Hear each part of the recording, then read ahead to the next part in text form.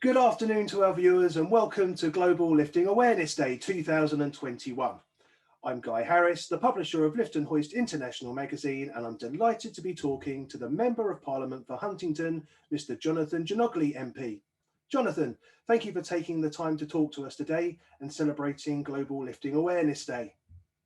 Great to see you again, Guy. I remember we met briefly at the parliamentary reception celebrating LEEA's 75th anniversary. What a day that was. I enjoyed hosting. Correct. Yes, we did. And it was nice of you to remember us actually meeting, and a wonderful day it was, and very well attended. Yeah, absolutely. Yeah. Look, let me say how happy I am to be part of the Global Lifting Awareness Day. When I had my first conversation with Ross, you know, he was absolutely right. The lifting equipment industry underpins so many parts of our economy and our way of life even, and yet it mainly operates in the background or after normal working hours. And it's an industry that's so often unseen and perhaps therefore is underappreciated. So I'm more than happy to be helping to raise awareness and profile and do all that I can to help companies in this crucial industry for our country and international. Well, once again, many thanks. We appreciate your support and you helping to give it the exposure it deserves.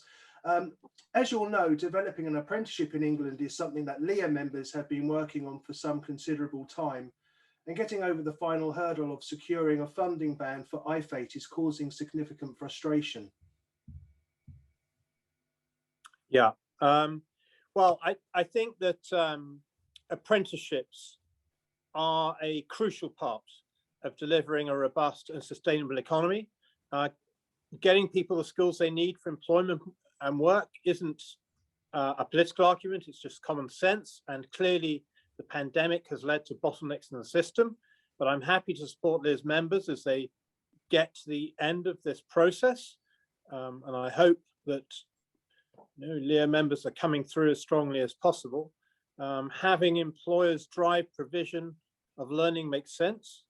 Companies who really know their industry can work together to tell the supply side of the system, the funders, the colleges and such like, what they really need their employees to be able to do both now and in the future.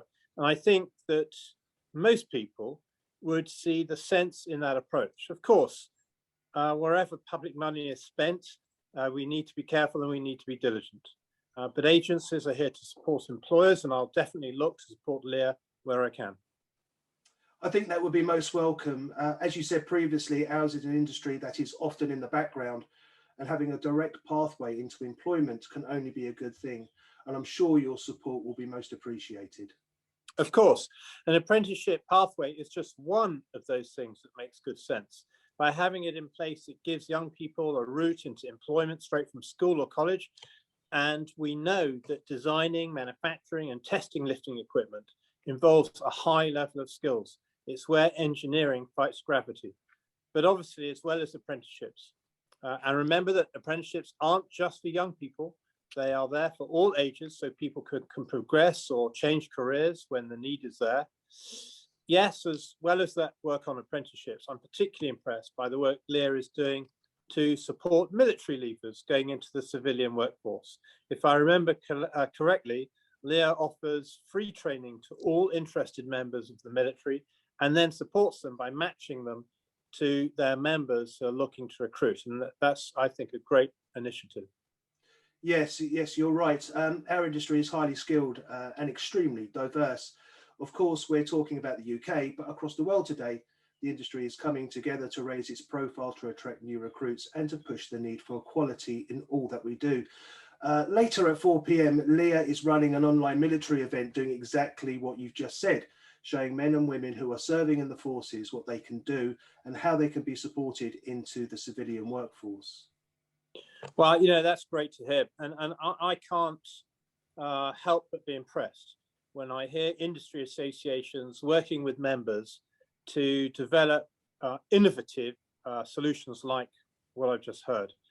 And I think it makes sense, and I'm sure that it will be hugely successful. I'd certainly encourage employers to look to recruit those who served in the forces as much as they can.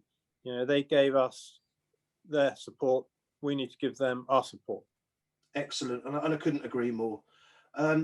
Much of this is best guess, of course, but what do you think will happen with the economy over the next 6, 12 months even?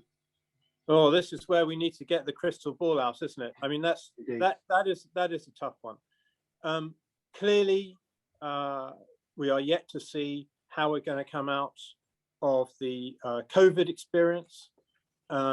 We are yet to see the implications on a huge increase in government spending on the economy, in particular inflationary pressures.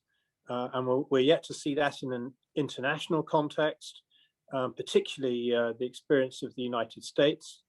But in the meantime, of course, the government is doing what it can to not only to keep businesses afloat, both in terms of support for their staff and support for their lending, but a certain amount of restructuring is also now being brought in with the aim of helping the economy to move forward post-COVID. I mean, in the 2021 budget, for instance, the super deduction capital allowance for qualifying plant and machinery assets will allow companies to cut their tax bill by up to 25p every £1 that they invest, ensuring the UK capital allowances scheme is amongst the world's most competitive and helping to stimulate productivity gains. And I think it's things like that that hopefully a lot of your members will respond to. Superb. Thank you, Jonathan. Excuse me. Like so many traditional industries, the global lifting sector is seeing a worrying lack of new blood entering the industry. This obviously puts strain on the sector and the myriad industries it serves. Another LEEA initiative LHI has and continues to support is its Think Lifting programme, which aims to raise awareness of the lifting industry, the engineering and science behind it, among pre-option school children. Unfortunately, like so many things, the pandemic has had an impact on rollout to date. Is this an initiative you support personally? And does it resonate with the government's willingness to increase focus on STEM subjects in schools? And if I may, just for the benefit of those who are, excuse me, not aware of this initiative, Think Lifting is our attempt to produce experiments and information, advice and guidance so that our members can engage with local schools to help introduce 11 to 14-year-olds to engineering, and links to the films can be seen on the LEEA websites. Yeah, I mean, I think that there is a realization going on now. I mean, it's been growing over recent years that, you know, the university experience isn't right for everyone. Indeed. and that we need to maximize the potential that we have in each child. And I think now that we're increasingly seeing measures being brought forward to encourage and enhance that, both in terms of support for apprenticeships, but also in terms of the structuring of the courses that are available in schools. And that is something that I will certainly personally support. Superb. Jonathan, thank you very much for your time this afternoon. Very much appreciated. And thank you for throwing your hat in the ring and supporting GLAD. My great pleasure. Anytime. And I hope your conference goes really well. Thank you. Much appreciated. All the very best, and hope to see you in Parliament again. Well, I look forward to that. Perhaps I can host another event for LEEA. That would be superb. Jonathan Djanogly, thank you very much. My great pleasure. All the best. Thank you.